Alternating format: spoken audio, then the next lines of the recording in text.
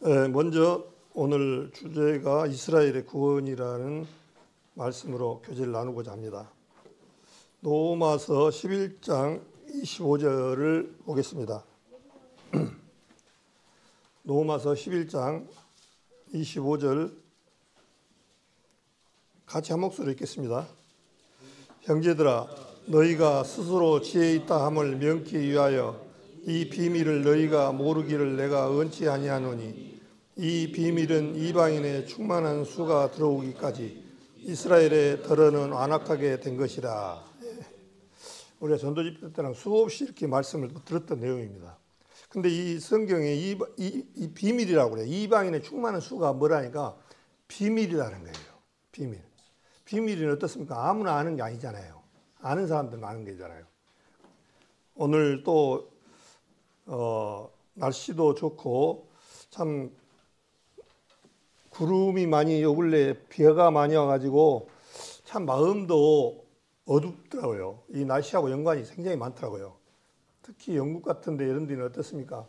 비가 많이 하고 해가 떴다 금방 또 비가 오고 이런 반복된 생활을 하다 보니까 사람들이 우울증 환자들이 굉장히 많이 생긴다고 그래요. 그래서 그 사람들은 해만 뜨면 어떻습니까?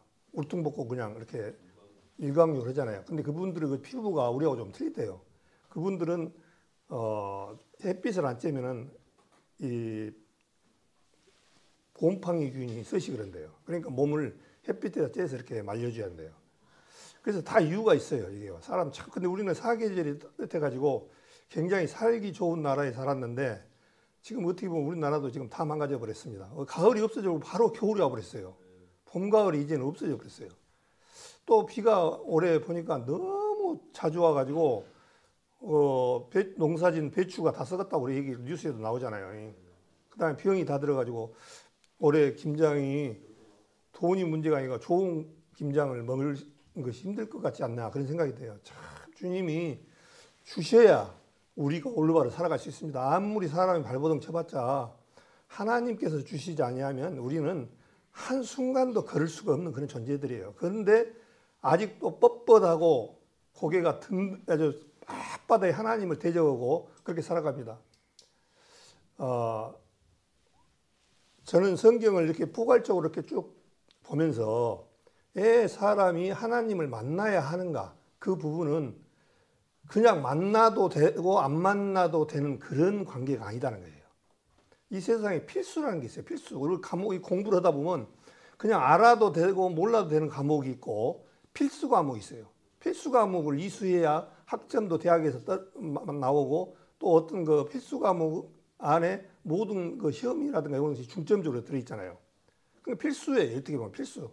근데 우리 사람들은 알지 못하고 그렇게 살아가고 있습니다. 그래서 이제 성경은 전부 다 아시다시피 창세기부터 요한계시록까지 창세기에서 실패했던 내용들을 회복해서 정상으로 돌리는 것이 이제 요한계시록에 나오는 천년왕국입니다. 실제적으로 천년왕국 때 이제 우리의 보상들이 이루어지고 또 우리가 존재가 어떠한 존재인가를 확연히 이렇게 드러납니다. 지금은 몰라요. 지금은 그러잖아요. 가라지하고 알곡을 마태복음 13장에도 알곡과 쭉정이 가만 놔둬라. 자랄 때 가라지를 뽑다가 알곡도 뽑을까 놔두라 했잖아요. 그러고 나서 추수 때 가라지는 뽑아서 불에 태우고 알곡은 콧간에 넣어라고 말씀하셨어요. 지금은 몰라요. 이제 주님 오시는 날 순식간에 이제 분별이 나버립니다. 알곡과 가라지, 내가 과연 가라지인가 알곡인가를 우리 마음에서 항상 점검하고 살아가야 돼요. 그래서 가라지는 불에 태운다는 게 모르겠습니까? 우리 시골에 보면 우리 지금은 기계로 이렇게 배워보니까 그러는데 그 전에는 낫으로 배웠을 때는 어떻습니까? 다 탈곡을 해가지고 쭉정이는 모아갖고 불을 질러버리잖아요. 필요가 없으니까. 불을 지르고 보면은 논에 여기저기에 막 불이 올라가고 있잖아요. 그 뭐냐면 쭉정이는 쭉정이 태우는 그거거든요. 그다음 알곡이는 어떻습니까? 딱 포대에다 담아가지고 곡간에다 딱 넣잖아요. 알곡을 거두기 위해서 농사를 지었다고요. 사실은요. 쭉정이를 지으려는 게 아니라. 그래서 우리는 쭉정이로 살아갈 것이 아니라 알곡이라는 것을 우리 성경 안에서 확신을 가져야 돼요. 그래서 오늘 로마서 11장 25절에 보니까 형제들아 너희가 스스로 지혜 있다 함을 명기 위하여 이 비밀을 너희가 모르기를 내가 원치 아니하노니 이 비밀은 이방인의 충만한 수가 들어오기까지 이스라엘에 들어는 완악하게 된 것이라. 그리하여 온 이스라엘이 구원을 얻으리라. 기록된 바 구원자가 시온에서 오사 야곱에게서 경건치 않은 것을 돌이키시겠고 내가 저희 죄를 없이 할 때 저희에게 이루어질 내 언약이 이것이라 함과 같으니라. 여기 성경에 보니까 이방인의 충만한 수가 다 찰 때가 있다는 거예요. 그건 우리는 잘 몰라요. 이방인의 수가 다 차가면 어떤 일이냐니까 구원자가 시온에서 오사, 구원자가 예수님 마지막에 시온에서 온다는 얘기는 시온에서 오사 야곱에게서 경건치 않은 것을 돌이키시겠고 그렇게 됐습니다. 이 야곱하면 딱 무조건 야곱으로 볼 것이 아니라 야곱은 이스라엘을 생각해야 됩니다. 창세기 35장에 셋째 아들 야곱이 이제 야곱이다마는 네 이름을 야곱이다마는 이스라엘이라고 고쳐주셔서 이제 야곱하면 이스라엘입니다. 그러니까 이스라엘의 구원자가 예수님 오시는데 시온에서 시온 이스라엘의 시온 예루살렘 성을 의미하고 천국의 새 예루살렘과 새 땅을 의미합니다. 근데 이제 이스라엘 땅에 구원자가 시온에서 오사 야곱에게서 이스라엘에게서 경건치 않은 것을 돌이키시겠고 그 얘기는 뭐겠습니까? 마지막 때에 이스라엘이 하나님 앞으로 돌아오는 시기가 있다는 거예요. 그래서 우리 하나님을 섬기는 사람은 우리 이방인만 알 것이 아니라 유대인도 잘 알아야 돼요. 왜 그러냐면은 하나님의 시간표를 알려면은 유대인하고 우리하고는 막연한 관계가 돼 있어요. 그냥 이방인만 되어지는 게 아니라고요. 그러다 이것을 유대인 것을 또 모르면 어떤 일이냐면 오류를 굉장히 성경 안에서 나올 수가 있어요. 성경 설명을 아주 잘못할 수가 있어요. 유대인한테 해당 내용을 우리 교회에다 적용하고 교회에다 적용한 것을 유대인한테 적용해버리면 성경을 잘못 알고 있는 거예요. 실적으로. 이 성경에 섞여 있는 부분이 굉장히 많습니다. 실제적으로. 근데 그거를 잘 분별해 내나가야 돼요. 그것을 못 하게 되면 굉장히 확실한 진리가 변질이 되죠. 이 복음의 모든 말씀과 하나님의 이 순서와 이런 부분들을 스케줄을 알지 못하면은 이단에 굉장히 속게 돼 있습니다. 특히 신천지 같은 데 속게 돼 있어요. 신천지가 지금 어떻게 보면 엄청나게 많은 사람으로 유혹을 해서 14만 4천이 자기들이라고 그렇게 말을 해서 많은 사람들을 유혹하고 있습니다. 그래서 성경에는 유대인한테 한 말과 이방인한테 한 말 이런 부분들을 구분을 못하기 때문에 이런 오류가 생기는 거예요. 실적으로. 그래서 오늘 말씀을 좀 요한계시록 부분을 좀 이렇게 말씀을 드리려고 하는데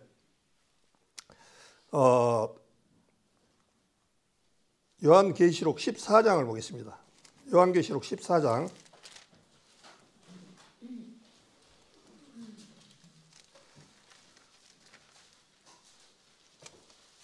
요한계시록 14장을 보면은 14만 4천 명이 부르는 노래라 해가지고 이 요한계시록을 보실 때 균형이 잡혀져야 돼요. 요한계시록 4장까지는 교회까지 거기까지만 교회가 나와요. 그 4절 이후에는 교회가 안 나옵니다. 그리고 교회는 우리 구원받은 성도님들을 얘기하고 이방인 중에 교회를 말합니다. 그래서 이 세상에는 세 부류가 산다고 제가 말씀을 드렸잖아요. 이방인 있고 유대인 있고 이방인 있고 교회가 세 부류로 살아가요.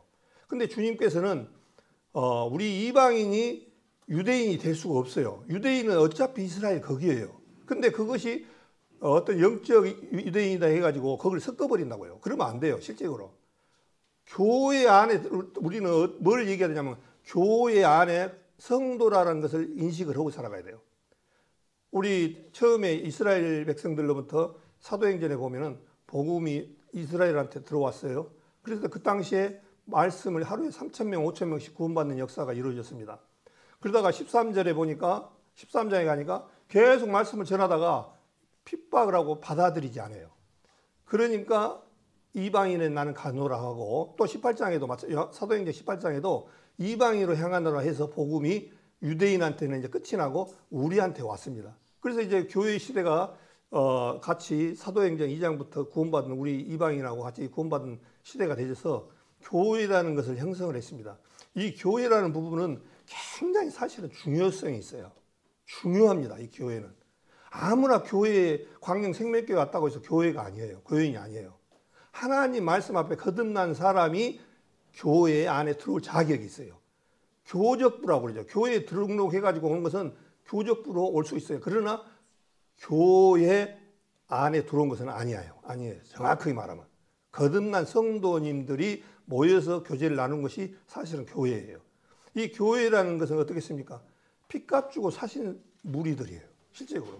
그래서 이 교회의 성도님들이 이 우리 안에 들어와 있다는 것이 얼마나 귀하고 큰지 몰라요. 그러면 주님 오실 때 어떤 사람을 불러가냐? 교회가 들림을 받잖아요. 교회가. 그럼 어떤 무기면 아니 유기체인 사람이 실제적으로 교회 안에 어떤 예형적인 그런 교회도 있지만 그 건물 이런 부분을 포괄적으로 예배 볼 때 포함되지만 실제적으로는 구원받은 성도님들이 실제적으로 교회고 알곡이고 진짜입니다. 그렇기 때문에 교회 안에 들어가 우리 광명생명교회 안에는 아마 거의 다 구원을 받았다고 나는 믿습니다. 그런데 만약에 거듭나지 못한 사람이 이 안에 들어있다고 해서 교회 그날에 휴거가 되는 건 아니에요. 주님께서는 분명히 말씀드리지만 어떤 인정을 봐주고 그런 부분들이 아니에요. 확실하게 하나님의 생명으로 거듭났느냐 이게 중요합니다. 실제로. 그래서 우리 요한복음 3장 5절에 진실로 너에게 말하는 사람이 거듭나지 아니하면 피와 물로 거듭나지 아니하면 주님의 나라를 올 수 없다라고 말씀하셔서 거듭남의 그런 부분들이 확실하게 있어야 돼요.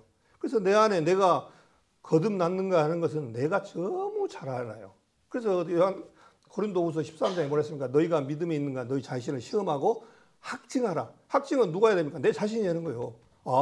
나는 지금이라도 오늘정이라고 주님 오신다면은 주님의 나라에 갈 수 있는 그 부분들을 가졌다라고 확증을 해야 돼요. 가져야 돼요. 어떠한 것도 이것은 중요합니다. 이것은 어떤 대형 교인이 적은 교인이 교판이 그게 중요치가 않아요. 오로지 하나님 말씀 앞에 거듭났느냐 사망에서 생명으로 옮겨졌느냐 이걸 보신 겁니다. 그걸 꼭 봐야 돼요. 그래서 이제 요한계시록 14장을 우리 13장을 이 앞에 정용호 전사님도 말씀하셨고 13장에는 지금 이 13장 14장은 이렇게 보시면서 뭘 생각해야 되냐면 지금 우리 구원받은 성도님들은 주님 앞에 휴거가 돼버렸고 13, 14장 내용은 어떠냐면 마지막 7년 대환란 때 유대인들과 이방인들이 적그리스도한테 고통을 받고 있는 그 상황을 지금 설명하고 있어요. 13장, 14장 실제적으로. 그래서 14장에 보니까 지금 적그리스도 통치하에 들어간 그 내용들을 한번 이렇게 생각을 하면서 좀 성경을 봐야 돼요. 그래서 14장에 보니까 제가 읽겠습니다. 또 내가 보라 어린 양이 시온산에 섰고 그와 함께 14만 4천이 섰는데 이 14만 4천이 어디에 나오죠? 요한계시록 7장에 나오죠. 예, 요한계시록 7장에 나오는 14만 4천 그 부분들이 어디라 있어요? 유대인들이라고 말씀드렸습니다. 이만희가 말하는 신천지가 거기서 말하는 거기 14만 4천이 아닙니다. 구분을 못하니까 지금도 자기들이 유대인이라고 그래요. 마지막 때 유대인들한테 주님 앞에 아까 로마서 12장에 유대인들에게 이방인의 수가 차면 시온에서 구원자가 오시겠다고 그랬잖아요. 시온에서 구원자가 오시는데 그분 예수 그리스도가 마지막 때 유대인들에게 복음을 전하는데 성경에 보니까 저도 울려서 듣겠는데 7년 대환란 때는요 누가 복음을 전하니까요 천사가 전하게 돼 있더라고요. 천사가. 왜 천사가 전하냐 이해가 되죠. 적그리스도가 통치하고 있다 보니까 엄청나게 고통스러운 시대예요. 복음을 전하고 그걸 못해요. 다 죽이는데 어떻게 해요? 전부 다 실제적으로. 그래서 이제 좀 이거 보면서 제가 말씀드리겠습니다. 14만 4천이 있었는데 그 이마에 어린 양의 이름과 그 아버지의 이름 쓴 것이 있도다. 내가 하늘에서 나는 소리를 들으니 지금 이거는 천상에서 이루어지는 것 같더라고요. 이 14만 4천이. 하늘에서 나는 소리를 들으니 많은 물소리와 같고 큰 내성도 같은데 내게 들리는 소리는 검은고 타는 자들을 검은고 타는 것 같더라. 저희가 보좌와 네 생물과 장로들 앞에서 새 노래를 부르니 땅에서 구속함을 얻은 14만 4천인 밖에는 능히 이 노래를 배울 자가 없더라. 만약에 이게 이방인들에게 해당된다면 우리 구원받은 사람들 14만 4천에 이 숫자밖에 구원받은 사람이 14만 4천밖에 안 된다는 얘기예요. 근데 사도 시도 때부터 한번 생각해 보세요. 사도행전부터 구원받는 사람들이 얼마나 많겠어요. 사실은요. 구원받은 사람도 만만치 않다고요. 우리 복음주의 구원받은 사람들도 굉장히 많아요. 물론 신앙 안에서 떨어져 나가고 세상에 하나님 은혜를 잊어버리고 세상 가운데서 살아가는 사람들이 많을 뿐이죠. 근데 그분들이 그렇다고 해서 구원 안 받았느냐? 구원 받은 사람들이에요. 비록 하나님 앞에 신앙 안에서 여기서 같이 안 하더라도 구원은 확실해요. 구원은 우리가 그러니까 이 모순이 조금 모순이 아니라 우리 인간들이 모순이죠. 하나님의 은혜를 구원을 받으면 한 번 구원은 영원한 구원이다 보니까 참 이것에 그냥 안주해버리는 그런 게 있습니다. 그런데 이것을 버리고 하나님을 떠난 사람들은 마귀 사단에게 유혹되어 있어서 세상 것으로 돌아가 버렸을 뿐이에요. 그 사람들이 빨리 돌아와야 되는데 지금이라도 못 돌아오면 문제가 되겠죠. 그런 사람들은 이제 상이 있느냐 상에서 차이가 많이 나겠죠. 그러나 분명한 사실은 지옥은 가지 않습니다. 예, 하나님의 복음은 영원한 복음이고 히브리서 10장 말씀처럼 단번에 나타난 믿음이기 때문에 단번에 또한 주님께서 다 이뤘다 하실 때 위에서부터 휘장이 찢어졌다는 얘기는요. 옛날 모형이었고 그림자였던 이런 것은 끝이 나고 완전한 복음이 이루어졌다는 사실을 선포하고 있습니다. 만약에 지금도 구약처럼 복음이 우리가 죄를 지으면은 양이나 염소를 한 마리씩 가지고 온다면은 얼마나 고난하고 힘들겠습니까? 오늘 오실 때 만약에 좀 죄를 짓고 왔다고 양 한 마리, 염소 한 마리 끌고 오라고 하면 교회 오라고 하면 아마 보통은 힘들 거예요. 다 도망갈 거예요. 아마 그렇게 또 가고 수없이 그런 반복된 것은 구약의 제사는 아시다시피 그림자였고 모욕이었고 하나의 불완전한 제사였다. 그래서 예수님이 오시는 말미암아 다 이뤘다는 순간에 구약 제사가 끝이 나버렸잖아요. 휘장이 위에서부터 아래까지 찢어져 버려서 이제 우리가 히브리서 10장 말씀처럼 우리가 주님 앞에 가는 길에 완전한 길이 트여졌습니다. 우리는 완전 그 안에 들어갈 수가 있습니다. 실제적으로 성막은 성막과 성소와 지성소가 있는데 지성소 안에는 아무나 못 들어갔잖아요. 피를 꼭 가지고 들어갔잖아요. 근데 우리는 그냥 들어갈 수 있는 길이 열려버렸어요. 예, 휘장이 찢어져서 누가 예수 그리스도로 말미암아 영원한 속죄함을 받아서 우리의 죄는 이미 끝이 나버렸기 때문에 주님 앞에 지성소에 바로 들어갈 길이 열려버렸습니다. 그래서 이제 우리 구원받은 성도님들은 얼마나 유대하냐면 하나님과 어떻게 보면 교제가요 직접 될 수 있는 그런 신약 시대가 열렸어요. 어떤 목사나 어떤 사람을 통해서 구원을 받는 것이 아니라 하나님하고 우리하고 관계가 이미 형성이 되어서 하나님하고 우리하고 직접 대면할 수 있는 그런 부분들이 됐다고요. 또한 성경에는 주님이 두 번째 죄와 상관없이 오신다라고 약속하신 말씀도 중요하지만 주님께서 보혜사 성령이 오셔서 우리 안에 들어오셔서 세상 끝날까지 함께하고 계셔요. 근데 이거를 나는 그냥 들어온지도 모르겠다. 그렇게 생각하면 안 돼요. 말씀 안에 주님이 그렇게 말씀하셨어요. 그래서 누가복음 17장에도 주 예수님의 재림이 금방 예수님이 오실 거라고 생각하니까 예수님이 그렇게 했잖아요. 여기 있다 저기 있다 할 것이 아니요 네 마음에 있느니라 그랬습니다. 그래서 우리 마음 가운데 예수님께서 오셨어요. 그런데 우리 마음 가운데 거듭나지 않은 사람은 들어올 수가 없어요. 예, 깨끗하지 죄가 있기 때문에. 그런데 우리는 어떻습니까? 이미 십자가상에서 처리가 돼버렸어요. 같이 예수님 앞에 같이 십자가에서 죽고 장사 지내고 부활할 때 같이 부활해서 이제는 율법과 죄와 사망과 권세에서 끝이 난 사람들이에요. 실제적으로. 그래서 빌립보서 3장 20절에도 그러지 않습니까? 우리의 시민권은 하늘에 있는지라 거기로서 구원하는 자 예수 그리스도를 기다리노니 우리는 이제 하나님의 시민권자예요. 시민권자. 누가 뭐라 해도 시민권자를 내가 되고 싶어서가 아니라 주님의 은혜로 시민권자로 바꿔졌습니다. 실제적으로. 그렇기 때문에 주님 오시는 날에 그날에 제가 몇 번 말씀드리지만 이 세상 사람들하고는 비교가 안 됩니다. 이 세상 사람들은 어떻겠습니까? 자리거나 안 하고 가는 거예요. 그냥.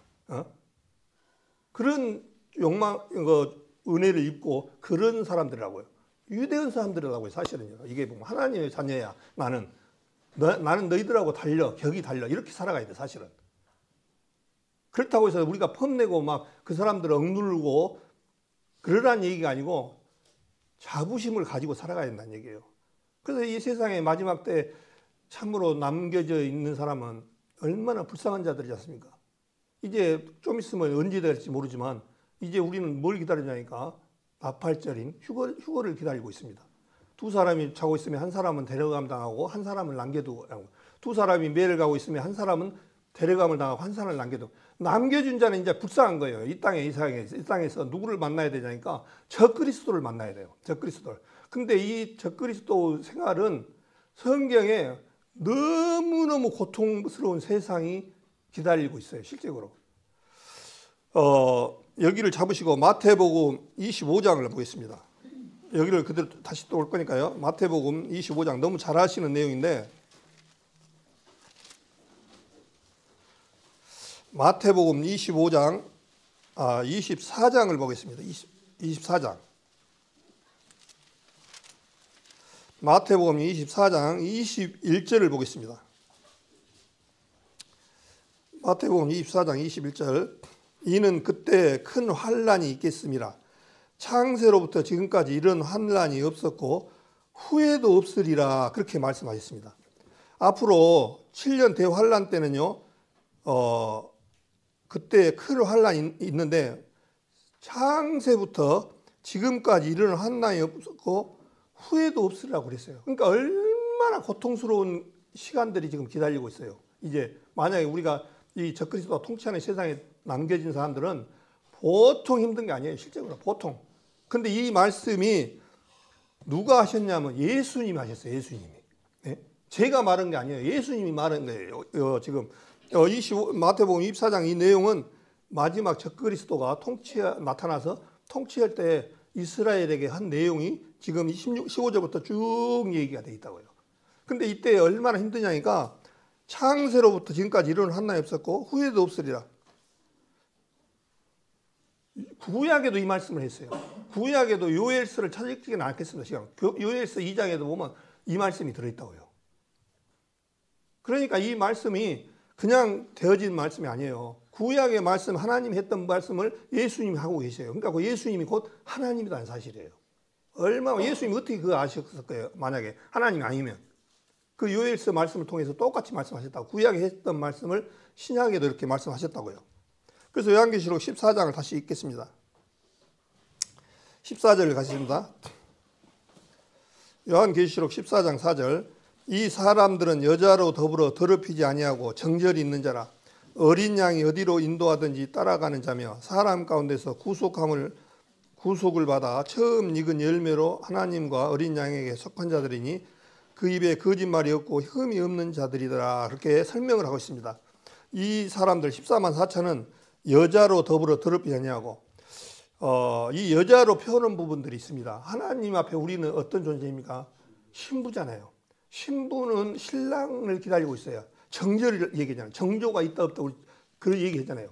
어떤 사람하고 결혼을 하기로 아가씨가 결혼을 해놨는데 청조 개념이 없어. 이 남자도 찐뻑, 저 남자도 찐뻑 하면 신랑이 좋아하겠냐고요. 결혼 안 하죠. 나 같으면. 안 하겠잖아요. 또 마찬가지로 이 결혼을 하기로 약속까지 다 해놓고 신부된 입장인데 이 남자가 저 여자, 이 여자 그러면 그게 정절이 있냐고요. 오로지 어떤 상황에 있어든 간에 우리는 신부 대신 역할을 해야 되고 신랑이 예수 그리스도니까 신부로서 신랑을 기쁘게 하는 삶으로 살아가야 되는 거예요. 그러다 보니까 우리는 어떻습니까? 죽으나 사나 신랑이 기뻐하는 삶으로 살아야 돼서 이 세상 가운데서 음행 문제라든가 정말 이 성경에 수없이 서신서에 나오지 않습니까? 너희 온전한 뜻이니라. 우리 행실 또한 이런 부분들을 지켜줘서 신랑 대신 예수님을 기쁘게 하는 삶으로 살아가는 것이 합당한 거죠. 그래서 우리가 결혼해서도 마찬가지예요. 부부가 신랑은 신부를, 신부는 신랑을 보고 끝까지 정절로 지키면서 살아가는 것이 책무고 의무고 이게 온전한 가정이고 올바르다고 봐야 돼요. 그렇지 않으면 안 되잖아요. 그래서 이거 지금 정절이 있는 자라. 이 사람들이 14만 4천은 정절이 있어서 예수님만 듣고 말씀을 듣고 그분만 따라간다는 거예요. 그래서 지금 14만 4천이 좀 천상에서 이루어진 내용들을 지금 말씀하시고 6절에 보니까 또 보니 다른 천사가 공중에 날아가는데 땅에 거하는 자들 곧 여러 나라와 족속과 방언과 백성에게 전할 영원한 복음을 가졌더라. 그렇게 말씀하셨습니다.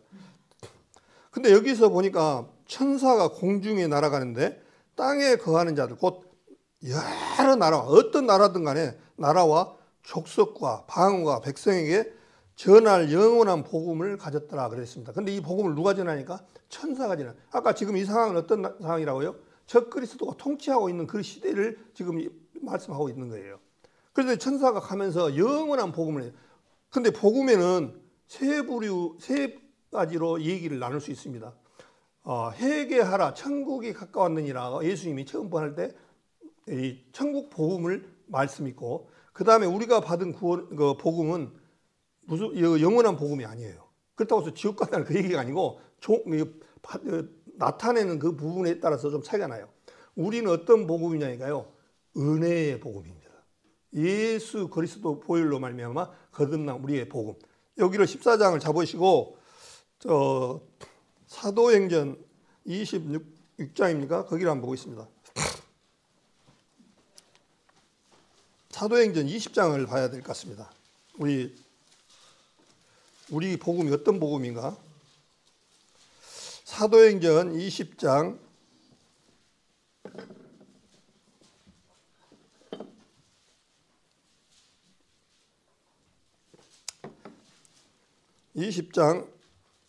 23절부터 제가 읽겠습니다.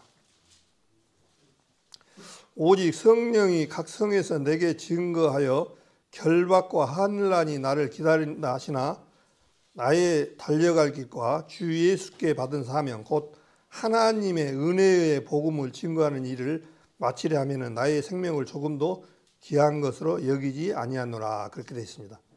그래서 여기서는 은혜의 복음이에요. 우리가 지금까지 전도 집회를 하고 있는 것이 전부 은혜의 복음입니다. 우리 이방인에게는. 우리의 에베소서 2장 8절을 했잖아요. 우리의 모든 은하 이런 것이 아니라 완전한 주님의 은혜로 말미암아 구원을 받았다라고 말씀하셔서, 주님의 그 은혜의 복음에는 우리의 은하, 우리의 행동이나 우리의 어떤 것도 거기다 가미할 수 없는 그러나 완전한 은혜의 복음이에요. 그래서 은혜의 복음을 증거하는 것은 우리 지금 교회가 은혜의 복음을 받은 거예요. 그래서 2장 폈으니까 32절에도 그렇게 말씀했어요. 지금 내가 너희를 주와 및 그 은혜의 말씀께 부탁하노니 그 말씀이 너희를 든든히 세우사 거룩해 하심을 입은 모든 자 가운데 기업이 있게 하시리라 그렇게 되어 있습니다. 그래서 우리는 받은 은혜의 복음을 받았어요. 그래서 이제 우리 구원받은 은혜의 복음을 받은 사람들은 이제 하나님의 백성이 되어졌고 하나님의 자녀가 되어졌습니다. 그래서 이제 다시 요한계시록 14장을 보겠습니다. 요한계시록 14장 영원한 복음을 가졌더라 6절에 보니까 한번 더 읽겠습니다. 또 보니 다른 천사가 공중에 날아가는데 땅에 거하는 자들 곧 여러 나라와 족속과 방언과 백성에게 전할 영원한 복음을 가졌더라. 그가 큰 음성으로 가로되 하나님을 두려워하며 그에게 영광을 돌리라. 이는 그의 심판할 시간이 이르렀음이라. 하늘과 땅과 바다와 물들의 근원을 만드신 이를 경배하라 하더라 그렇게 되어 있습니다. 지금 유대인들한테 실제적으로 지금 그 당시 남겨진 사람들에게 뭐라 하냐면 하나님을 두려워하고 그의 영광을 돌리라. 하나님한테 영광을 돌리라고 했어요. 적그리스도가 지금 내가 신이다 하고 내가 하나님이다 하고 나를 경배하라고 무상세 삼성전에다가 우상을 만들어 놓고 경배하라고 하니까 그게 아니다. 나를 경배해야 된다. 그 얘기예요 지금 실제로. 지금 그거를 천사가 얘기를 하는 거예요. 얘기를 마지막에. 그러면서 그의 심판할 시간이 이르렀으니 예수님이 마지막 그 심판은 7년 차이밖에 안 나요. 7년 대화 환난하고 주님 오시면 바로 7년 대화 환난 들어가 보기 때문에 실제적으로 긴 것이 아니에요. 70년 700년이 아니라 바로 이어져서 적그리스도가 나와본다고요. 그래서 그의 심판할 시간이 이르렀으니 하늘과 땅과 바다와 물들의 근원을 만드신 이를 경배하라 하더라. 이게 복음이에요. 이 사람들은 뭐만 믿으면 되냐니까요.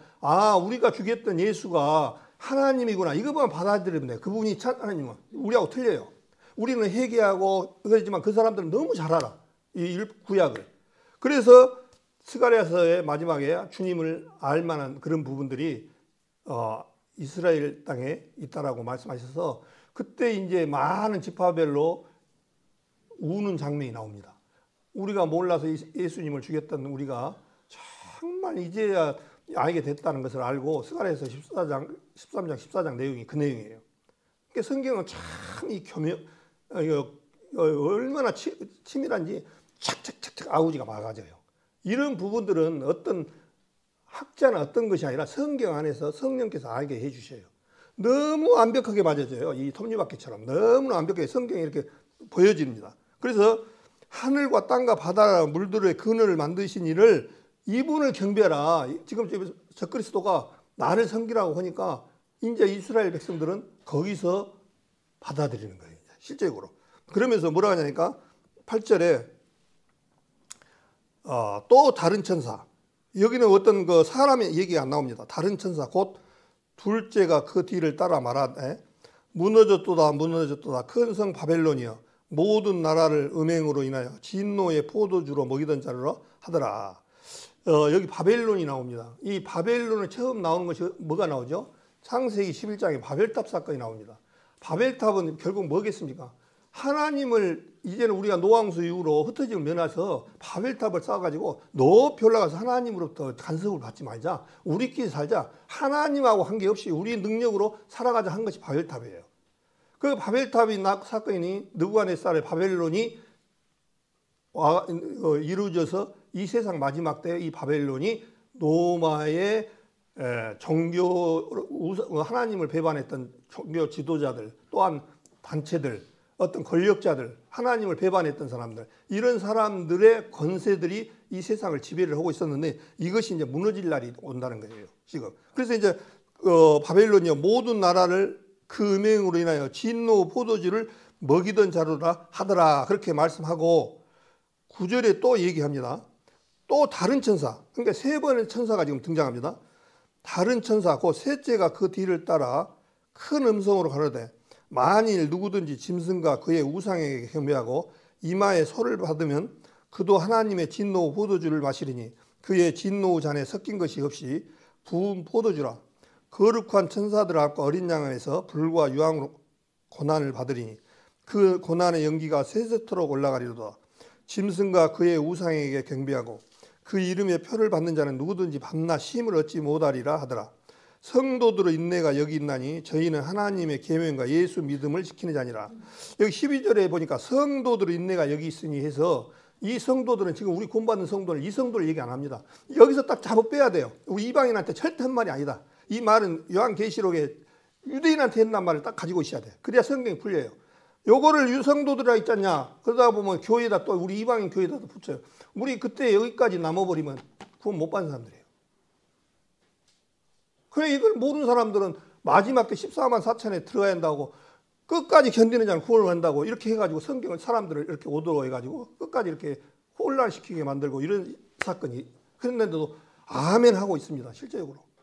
얼마나 지금 안타까운 겁니까? 그러면서 지금 뭔 얘기가 9절부터 나오냐니까 셋째 천사가 짐승이 나오고 우상이 나오고 경배하고 이마에 손을 펴받는 그런 얘기를 해요. 그게 뭐겠습니까? 적그리스도 통치하에 들어가는 개념을 얘기하고 있어요. 그런데 우리가 아까 7절에 말씀하신 것처럼 하늘과 땅과 바다의 물들의 근원을 만드신 이를 경배해야 된다. 적그리스도 섬기면 안 돼. 그 얘기예요. 그러고 나서 뭐를 얘기하냐니까 천사가 짐승과 우상에 경배하고 표를 받으면 안 된다. 지금 그 얘기를 강하게 해요. 이 표를 받은 사람은 세속토록 밤낮 쉼을 얻지 못하리라. 그렇게 말씀하셨습니다. 이 상황은 전적으로 적그리스도가 통치하고 지배하는 세상이라고 생각을 딱 머릿속에 가지고 있어야 돼요. 그래야 혼동이 안 있어요. 요거를 갖다가 우리 이방인한테 적용하면 어떻게 되겠습니까? 구원을 우리는 예수님의 피로 완전한 속죄함을 받았는데 그러면 또 이 땅시에 있으면 그러면 표를 안 받아야 구원이네? 그럼 예수님의 십자가의 연합에서 십자가의 죽음은 어디로 가버렸습니까? 예수님이 또 죽어야 돼. 예수님의 피가 그렇게 값어치 없는 피입니까? 성경은 그렇지 않습니까?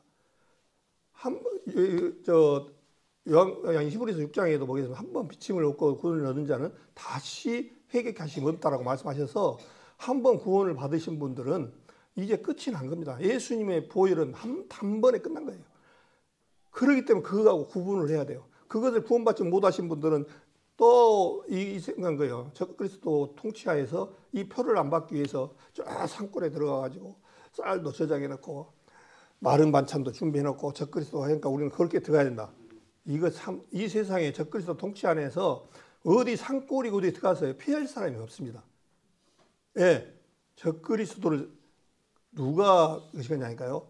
사람이, 적그리스도는 사람인데 사람한테 누가 주냐니까 사단이 권세를 줬다고 했어요. 그러니까 그 사람 능력이 아니에요. 사단이 그런 거예요.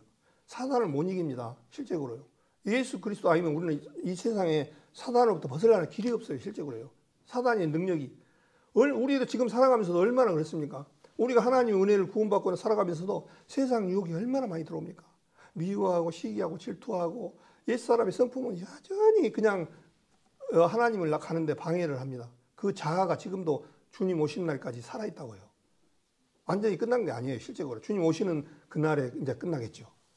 그렇기 때문에 지금 뭐냐면 불과 유황으로 고난을 받는다. 이제 세세토록 고통을 받는다고 했어요. 그래서 구원받지 않는 모습이에요. 실제로 이 모습은 구원받지 못한 사람들이 마지막에 남겨질 때 어떤 모습이냐? 세세토록 고통을 받는 거예요. 누가복음 16장에 부자와 나사로가 나오잖아요. 나사로는 하나님을 섬겼지만 부자는 이 세상에서 배가 터지도록 먹고 잘 호화롭게 살았습니다. 그러나 주님을 받아들이지 아니하고 살았습니다. 그러나 두 사람이 똑같이 죽었을 때 나사로는 하나님 아브라함의 품에 들어갔다는 얘기는 믿음의 조상 아브라함은 곧 하나님의 품에 들어갔다는 거예요. 하나님의 품에 들어가서 쉬는 거예요. 너무나. 거기서 똑같이 우리 사람도 마찬가지로 죽을 때 데리러 온 사람이 두 사람이 틀립니다. 구원받은 사람은 천사가 와서 모셔가지만 정말 우리가 살아가면서 이 세상에서도 대접을 받으면 얼마나 기분 좋아요. 내가 호텔에 갔는데 음식이 좋은 음식을 먹었는데 돈을 내고 갔는데 가면 질이 틀려. 대접이 틀려. 또 환경이 틀려. 이런 부분들을 받으면 얼마나 기분 좋습니까? 그런 것처럼 우리 구원받은 사람은 악한 사자가 우리를 데리고 간다고요. 그러나 구원받지 못한 사람은 악한 사자가 와서 데려가는 거하고 틀려요. 우리는 지금 죽더라도 주님의 품에 완전한 그야말로 온전히 이 세상에서는 받지 못한 그런 축복을 받으면서 주님 앞에 갑니다. 그래서 우리 구원받은 사람은 세상에서 죽어더라도 영적 정말 깨어있는 충만한다면 죽어도 후회스러운 것이 없어요. 오늘 당장 여기보다 더 나은 세상이 기다리고 있다는 사실을 성경에서 말씀을 하고 있었기 때문에 전혀 문제가 되지 않습니다. 실제적으로. 그래서 불과 유황과 고난을 받으려니 그 고난의 연기가 세세토록 올라가서 짐승과 구상에 경배하지 마라. 그 얘기예요. 지금 그거를 지금 선사가 마지막 7년 환란 때 영원한 복음을 전하는 거예요. 지금. 그걸 받아들인 사람들은 근데 여기에 12절에 보니까요. 성도들의 인내가 여기 있나니 저희는 하나님의 계명과 예수 믿음에 지키는 자들아. 또 내가 들으니 하늘에서 음성이 나서 가로되 기록하라. 지금 이후로 주 안에서 죽는 자들은 복이 또 다심에 성령이 가라사대 그러하다. 저희 수고를 그치고 실은 이는 저 행한 일이 따름이니라 하더라. 그렇게 말씀하셔서 7년 이때는 뭐라 했습니까? 죽는 자들은 복이 있다고. 그 얘기가 뭔 얘기겠습니까? 엄청나게 많이 순교를 한다는 얘기예요. 죽는 자가 많다는 거예요. 그냥 7년 대후 환란 이때는 그냥 몇 명 죽은 게 아니라 어마어마하게 많은 사람들이 죽고 실제적으로 성경에서 보면 거의 3분의 1이 다 죽습니다. 이 세상에 남아있는 사람들은 3분의 1이 죽어요.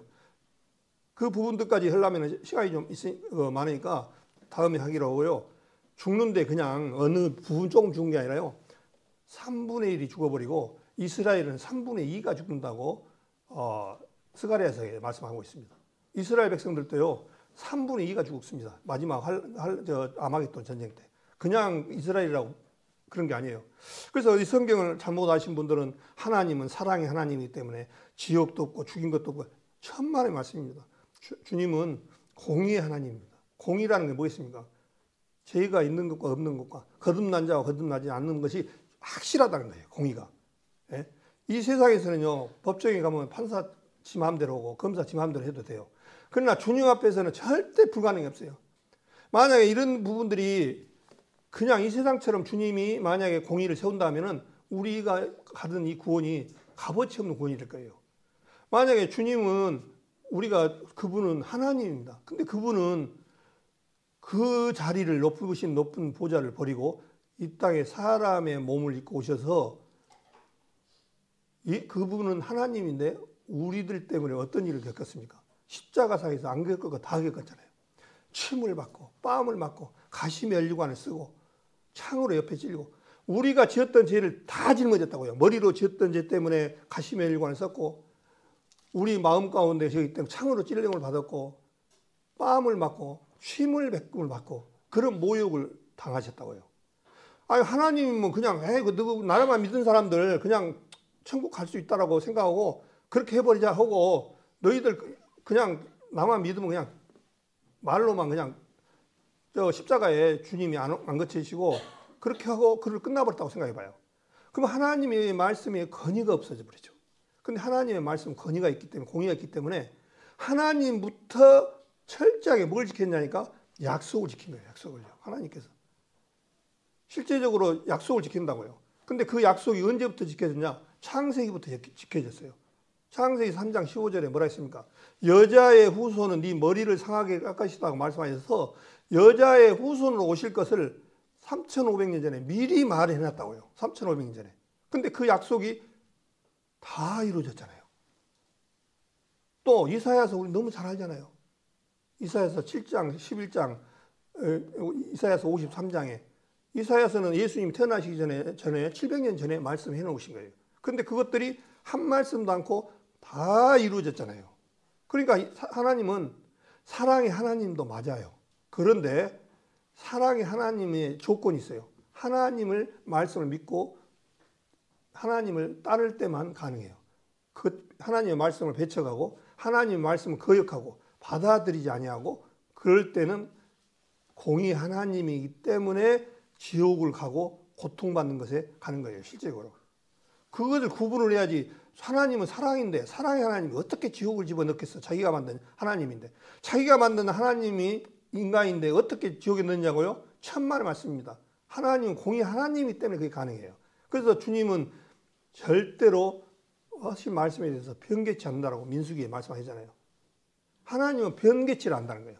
우리 사람은 변개를 많이 하잖아요. 약속해놓고도 어기고 안 해버리고 그러지만 하나님은 변개치 않는다는 거야. 약속을 절대로 변개치 못한다는 분이에요. 그래서 하나님이 무서운 거예요. 마태복음 11장에 그 말씀 있잖아요. 너희 몸은 죽여도 몸은 죽이지 못한 자를 두르지 말고 몸과 영혼을 능히 지옥에 넣는 자를 두려워라고 그러잖아요. 이 세상 사람 누구든지 두려울 거 없어요. 사실은. 네. 죽이는 것에서도 지옥을 못 넣잖아요. 이 세상 사람들이. 근데 하나님은 지옥에 넣는 자잖아요. 그러니까 우리가 살아가면 사실은 이 일요일 날도 여기를 와야 돼. 사실은. 우리 순위가 바뀌어져야 돼요. 이제는. 내가 어떤 일이 있어도 특별히 근무하지 않는 한은 일요일 날만큼은 주님 앞에 예배를 지키고 예배를 드리고 여기에 모임 이런 부분들을 귀하게 여겨야 돼요. 사실은 정말 귀한 자리예요. 그런데 어떤 그 세상 일이 있으면 마음에서 오늘 교회 가는 날인데 세상 또 누가 결혼식이 있는데 누구 뭐 동창회가 있는데 각각 오늘 한 번쯤이야 빠져도 괜찮겠지 하고 마음들이 그렇게 된다면 하나님의 어떻게 보면 값어치 없는 주님을 값어치 없는 거로 여긴 거하고 그거 똑같지 않느냐 그런 생각이 듭니다. 그래서 우리 성도님들이 정말 살아가면서 정말 이 교제의 중요성 이런 부분들을 꼭 가지시고 살아가야 된다 그렇게 생각이 되어집니다. 그래서 요한계시록 13장 14절을 읽으면서 우리 성도님들 머릿속에 이것을 그냥 이방인에다 교회에다 적용을 하고 이렇게 생각도 말았어요. 여기는 적그리스도 홍차에 들어가서 일어났던 내용인데 이거를 갖다가 교회에다 붙이면 어떻게 되겠습니까? 여기 마태복음 25장을 보겠습니다. 마태복음 25장을 보면은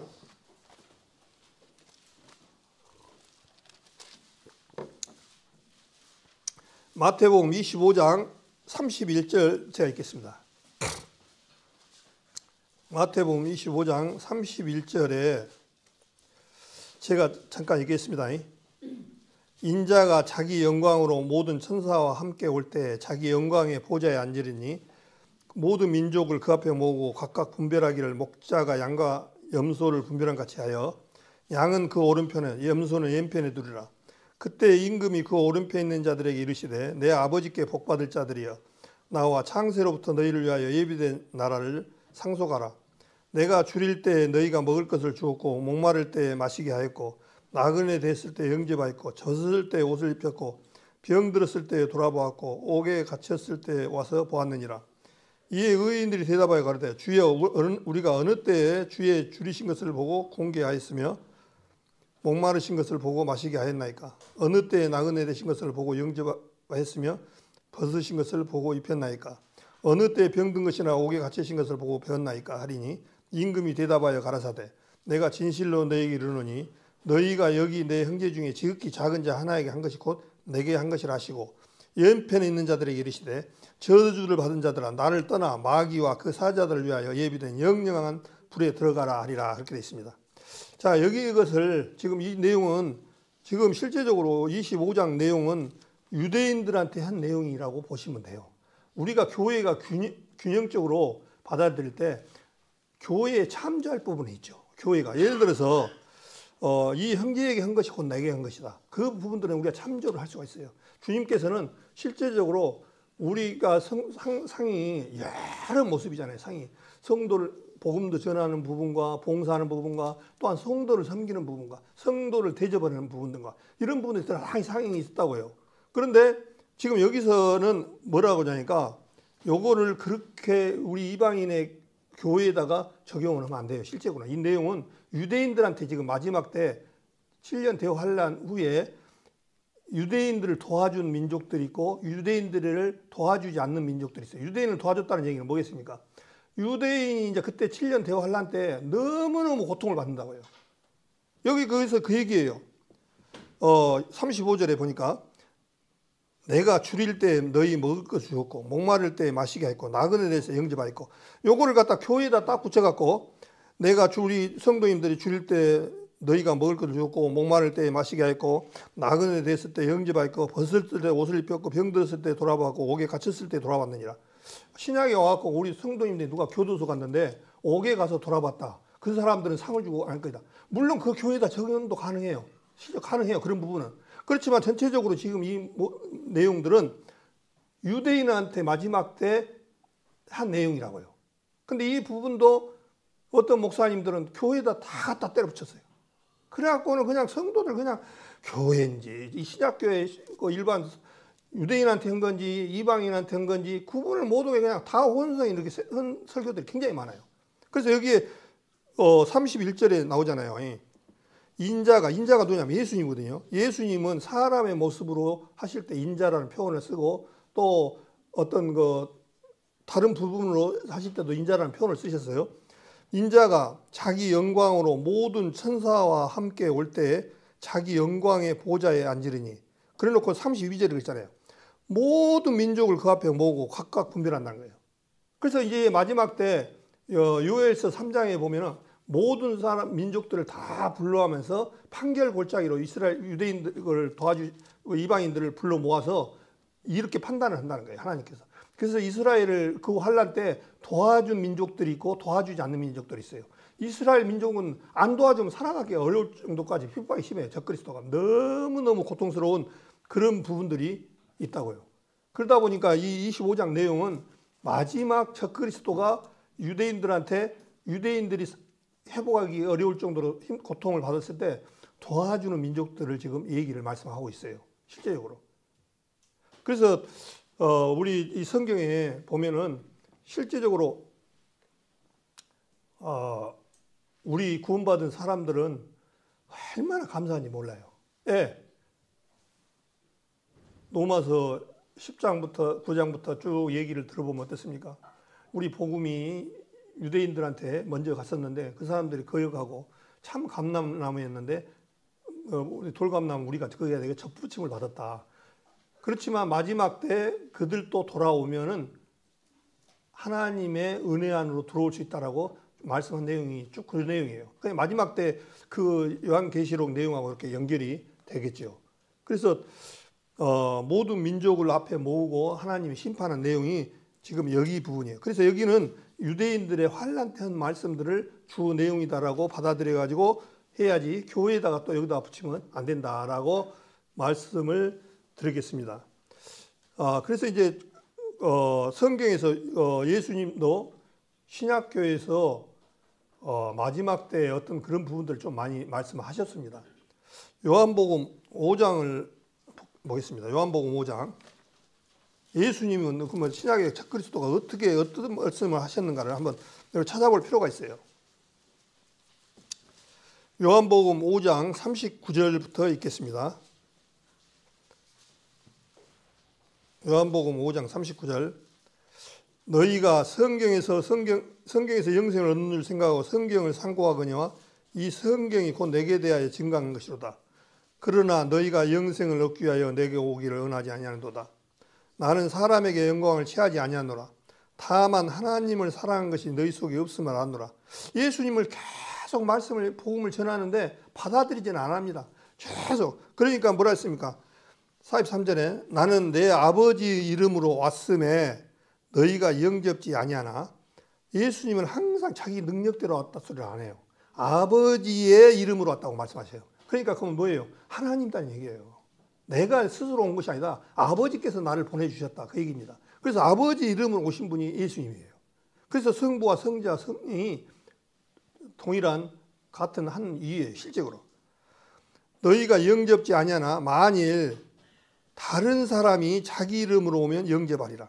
이제 여기서 말하는 거예요. 다른 사람이 누구겠습니까? 이 적그리스도입니다. 적그리스도는 누구로 오냐니까요. 자기 이름으로 온다는 거예요. 적그리스도가 예를 들어서 뭐 독재자 누구로 오면 어떤 하나님의 이름을 빙자한 거고 자기 이름으로 온다는 거예요. 그것을 힌트를 주셨어요. 다른 사람이 자기 이름으로 오면 영접한다고요, 안 한다고요? 예.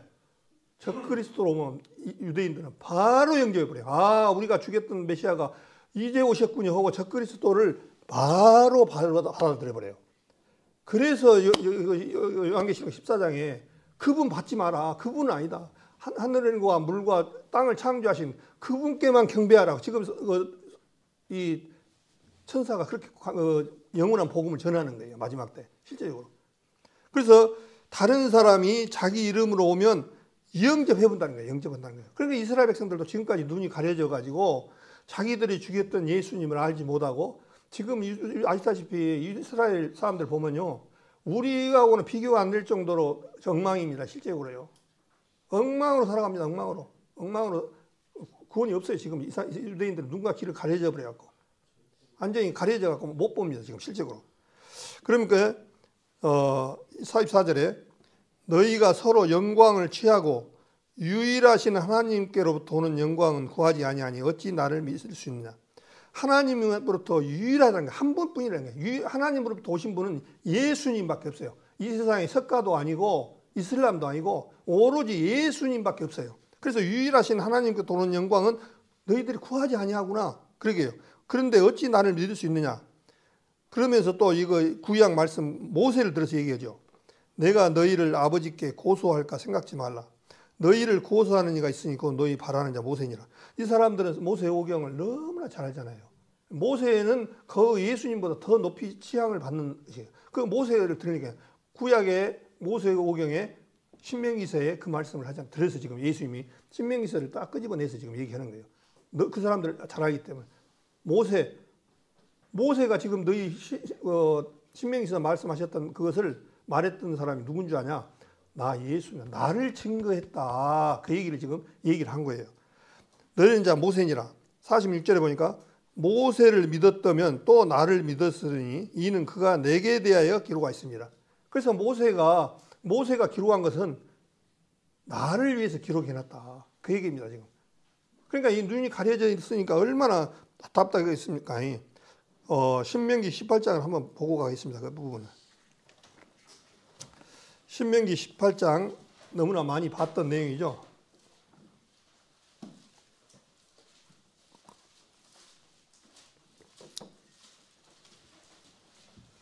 신명기 찾기 쉽죠. 290쪽에 보겠습니다. 신명기 18장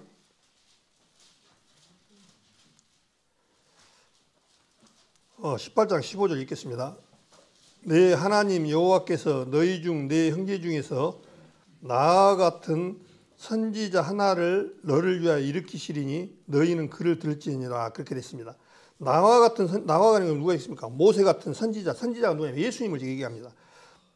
이것이 곧 내가 총회의 날에 호렙산에서 너 하나님 여호와께 구한 것이라. 곧 내가 말하기를 나로 다시는 나의 하나님 여호와의 음성을 듣지 않게 하시고 다시는 이 큰 불을 보지 않게 하소서. 두렵건대 내가 죽을까 하나이다 하며 여호와께서 이르시되 그들의 말이 옳도다. 내가 그들의 형제 중에 너와 같은 선지자 하나를 그들을 위하여 일으키고 내 말을 그 입에 두리니 내가 그에게 명하는 그것을 그가 무리에게 다 고하리라. 그렇게 말씀하셔서 모세하고 선지자 하나님을 예수님을 얘기합니다. 그래서 지금 예수님이 이거 18장 내용을 지금 요한복음 5장에 그 얘기를 한 거예요. 그 신명기 너 잘 알지 않냐? 모세 잘 알지? 모세가 증명했던 것은 나를 지금 설명하고 있는 거야. 그 얘기입니다. 지금 실제로. 그래서 그날에 모세가 너희를 고소할 것이다. 내가 그렇게 말했지 않냐? 구약에서. 모세가 말했던 우리 그 선지자 중에 최고 선지자 모세가 말했던 그분이 내가 그렇게 구약에서 말하지 않냐? 내가 전했던 그분이 예수님이라고 그렇게 책망을 한다는 거예요. 마지막 때 이제 이런 부분들. 그 다음에 요한복음 12장을 보겠습니다.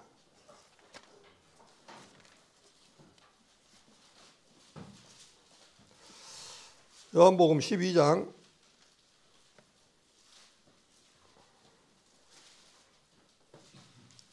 요한복음 12장 30절 예수께서 대답하여 가라사대 이 소리가 난 것은 나를 위한 것이 아니요 너희를 위한 것이니라. 이제 이 세상 심판이 이르렀으니 이 세상 임금이 쫓겨나리라. 내가 땅에서 들리면 모든 사람을 내게로 이끌겠노라 하시니 이 세상에 심판이 이르렀다고 말씀하시면서 이 세상 임금이 누구라고 말하고 있죠? 이 세상 임금이 쫓겨나리라는 거예요. 예. 지금 이 세상의 임금이 누구냐니까 사단입니다.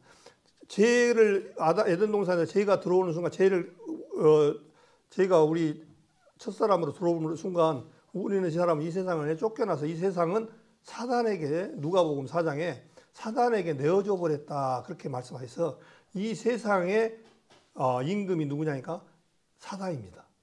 그래서 이 세상 임금이 누구냐니까 사단입니다. 이 사단이 쫓겨나리라 그렇게 말씀을 표현을 하셨어요. 근데 어떻게 쫓겨나니까 내가 땅에서 들리면 모든 사람을 내게 이끌거늘 하시니 이 세상 사람들 예수님이 죽을 때 십자가상에서 어떤 누구 개인만 같이 죽은 것이 아니라 모든 사람들 다 짊어지고 십자가상에서 죽고 장사 지냈다가 부활로 나오셔서 이제는 사단으로부터 영역을 벗어나는 하나님의 시민권자로 얻은 자로 바꿔질 것을 얘기합니다. 그래서 이 세상 임금이 사단을 쫓겨낼 수 있는 하나님 앞에 첫 번째 방법은요, 우리 시민권을 바꿔버리는 거예요.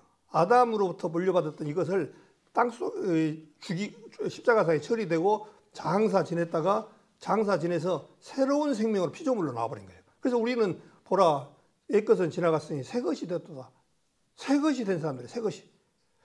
내가 보니까 나는 아직도 주름이 갈수록 눈도 침침하고 허리도 굽고 그러네. 그 얘기를 하는 거 아니에요. 우리 영혼이 이제는 육신을 바라보지 마시고 말씀과 내 핵심이 영혼이라는 생각이 말씀을 가지고 살아가야 돼요.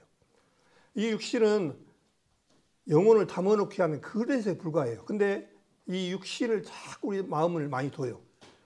조금만 식으면 어떻게 하면 젊어질까 하고 뭣도 맞고 주사도 맞고 뭣도 바르고 뭣도 먹고인데 이것은 한계가 있습니다. 이 한계가. 그래서 이제 새 사람이 고린도전서 5장 10절 보라 새 것이 됐다라고 말씀했어요. 우리 새로운 사람들이에요. 새 것이다. 옛 것은 지나갔으니 보라 새 것이 됐다라고 찬송가도 말씀하셨고 새로운 자들. 비록 이 세상에 발을 딛고 살아가지만 우리는 언제든지 주님 앞에 새로운 새 땅으로 갈 수 있는 그런 사람들이 신분을 가진 사람들이에요. 얼마나 행복한지 모릅니다. 그러면서 내가 땅에서 들리면 모든 사람을 내게 이끌거니라. 사실은 이 세상 사람들하고 우리하고 차이점이 뭡니까? 이런 사실들을 우리는 그거 알고 깨우치고 하나님 앞으로 돌아와서 지금 이 순간까지 보니까 하나님 앞에 감사합니다. 실제적으로 우리가 주인이 하나님이었는데 사단이 우리에게 이렇게 가려서 지금까지 속이고 살았군요. 혹은 깨달은 자들이요. 그렇지만 이 세상 사람들의 눈과 귀는 어떻습니까? 아이고, 교회 가봤자 쓸데없는 영양가도 없더라. 가봤자 졸리기만 하고 그냥 가서 성도들도 교회 가니까 서로 싸우고 나오고 또 이런 부분도 나오고 별거 없더라 이렇게 바라봐요. 그러나 그 속에서 진짜는 참 진리인 사망에서 생명으로 옮겨졌다는 사실을 모르고 있어요. 죄라 하면 저희가 나를 믿지 못하며 그렇게 했잖아요. 알지 못하며. 결국에는 주님이 자기를 있도록 여기서 모든 사람들 안에 다 들어가요. 옥국 사람이든 광양 사람이든 누구든 이 세상 모든 사람들 다 십자가에 연합이 되어졌습니다. 근데 이 사실을 모르니까 어떻습니까? 안 받아들이는 거죠. 사단이 끝까지 이렇게 감싸고 있으니까. 우리 에베소서 2장을 한번 보겠습니다. 너무나 잘 표현을 하고 계시죠. 에베소서 2장 보겠습니다.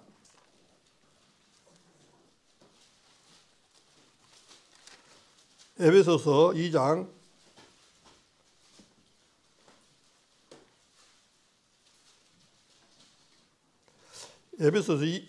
1절을 보겠습니다. 너희의 허물과 죄로 죽었던 너희를 살리셨도다. 그때 너희가 그 가운데 행하여 이 세상 풍속을 쫓고 공중의 권세 잡을 자를 따랐으니 곧 지금 불순종 아들 가운데서 아들들이라고 그러죠. 아들이 아니라 아들들 가운데서 역사하는 영이라. 이 세상 누가 하냐니까 사단이 이 세상 사람들에게 들어가서 아들들 가운데서 딱 장악을 해가지고 안 놓아줍니다. 안 놓아줘. 그러다 보니까 지금까지 속아서 살아간 거예요. 참 우리 북한에서 넘어오신 분들이 다 공통적으로 그래요. 어떤 오래되신 분들은 내가 20년 동안 북한 김일성한테 속아갖고 이 아까운 청춘을 다 보냈다고 한탄하는 사람들이 굉장히 많아요. 제가 관심이 많거든요. 제가 얼싸는 사람들, 이 김일성 집단에 속아가지고 살아간 사람들이 얼마나 많습니까? 지금도 속고 있잖아요, 사람들이.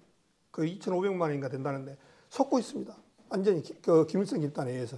그런데 속고 나서 한국에 와서 보니까 아이고 이렇게 속았다니 참 안타까운 내 청춘을 돌려주라. 내 청춘 이 김일성 집단한테 속았던 그것을 누구한테 보상받는 호고 한탄해요. 아이고 이제야 진짜 좋은 나라 와가지고 정말 천국에 살고 싶다고 산다고 하는 사람들이 대부분이라고요.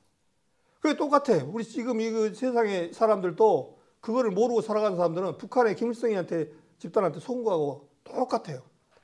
그동안 마귀 사단한테 속아갖고 내가 속은지도 모르고 그냥 살은 거예요. 그냥 끄는 대로. 그러니까 하나님의 영이 다른 사람은 그 사람들하고 얘기하면요 안 통합니다. 예, 영이 사단의 영을 가졌기 때문에. 그러나 우리는 하나님의 성령을 가졌기 때문에 그분들하고 되어지면 답답해하죠. 안타까워져. 예? 이런 부분들을 참 우리가 하나님을 섬겨야 되는 그런 부분들이라고요. 그러니까 이 세상에 아무리 똑똑하고 잘나고 했어도 하나님 앞에 거듭나지 못한 사람은 인생 실패한 사람이라고요. 지금까지. 어떻게 됐든 간에 그분이 이 세상에서 무슨 권력과 돈을 많이 갖더라도 우리 성도님들만 한 사람만 못해요. 부자와 나사로는 어떻습니까? 아까 말한 대로 정말 얼마나 이 세상에서 고난을 받아갖고 부자의 문 앞에서 떨어지는 부스러기를 먹고 그 개들이 와서 고름이 끼어갖고 치료도 못하고 혓바닥을 핥고 그런 고난을 당했어도 그 70년짜리에서 죽고 나니까 영원한 천국에 가서 보니까 이 부자는 얼마나 부러웠겠습니까? 아브라함이 이 부자 아니 가난한 나사를 통해서 이 한 방울 물 한 방울을 찍어달라고 이 혓바닥에다 찍어달라고 얼마나 이 고통받는 것에 다시는 오지 말게끔 하고 이 한 방울의 물을 찍어달라고 얘기했잖아요. 이런 부분들이 성경의 사실인데 그냥 이야기거리로 받아들이고 그런다면 유익되지 못했습니다. 하나님 말씀은 그대로 모든 것을 다 받아들여야 됩니다. 실제로. 그래서 오늘 우리가 받은 것은 은혜의 복음이고 여기 요한계시록 14장에 말했던 것은 영원한 복음, 그 복음에 던져지는 메시지가 다르다는 것을 알고 있어야 됩니다. 근데 이것도 아까 말한 대로 14장 내용도 우리 이방인 같이 그렇게 적용하면 안 된다고 제가 몇 번 얘기합니다만 우리 성도님들 속지 마십시오. 그분들 지금 적그리스도 통치 아래서 영원한 복음하고 은혜의 복음하고 우리가 틀리다는 사실을 알고 14장 설교를 만약에 교회에도 우리도 가라 14만 4천에 속해야 되지 않냐 이렇게 속해 설교를 하면 그 딱 귀를 닫아버리고 듣지 마십시오. 그런 설교는 완전히 사단적이고 진정한 설교가 아닙니다. 예, 성경의 그 주고자 하는 그 분량과 또 들어야 할 사람 대상이 그것이 다르는데 그것을 갖다 몽땅 똑같이 들어버리면 성경이 안 풀려버립니다. 실제로. 그래서 우리가 상식적으로만 해도 딱 알겠잖아요. 예수님이 다 이뤘다 하셨다 가지고 다시는 히브리서 10장 몇 절입니까? 다시는 네 죄를 기억지 아니하리라고 딱 마음속에 박아버렸어요. 다시는 네 죄를 기억지 아니하리라. 완성형으로 끝나버렸어요. 그랬는데 다시 또 사단의 오른손이나 이마에 표를 받으면 지옥을 간다. 안 맞잖아요. 그러면 이 상식적으로 우리가 어떤 거 학문적으로 온 것이 아니라 상식선에서 봐보면 너무 안 맞잖아요. 안 그렇습니까? 저는 완전히 상식선에서 딱 선이 그어지는데 거기서도 똑같이 또 구원을 받았어도 다시 또 14만 4천에 들어가야만이 그때 표를 안 받고 오른손이나 이마에 표를 안 받아야 천국 간다. 이렇게 받은다라면 얼마나 엉터리 예수님의 보혈이 값어치 없는 것으로 바꿔져 버리겠습니까? 잘못됐잖아요. 그것은 분명한 사실입니다. 오늘 그래서 이 요한계시록 14장 내용을 가지고 오늘 말씀을 드렸습니다.